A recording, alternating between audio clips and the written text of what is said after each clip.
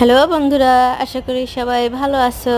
আজকে আমি বারান্দা বাগান থেকে কিছু পুঁই শাক তুলবো। দেখো আমার বারান্দা বাগানে কত সুন্দর পুঁই শাক হয়েছে, মাশাআল্লাহ। পুঁই শাকের পাতাগুলো কত বড়।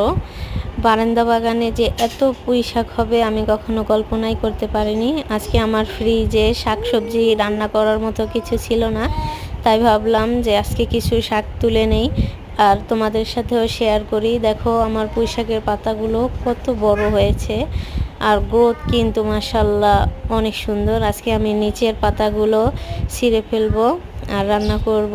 দেখো শুধু নিচ থেকে ছিঁড়ে আমার কতগুলো শাক হয় তোমাদের সাথেই শেয়ার করব।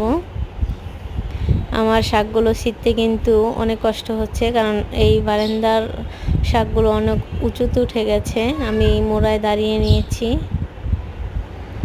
কত সুন্দর শাক, মাশাআল্লাহ।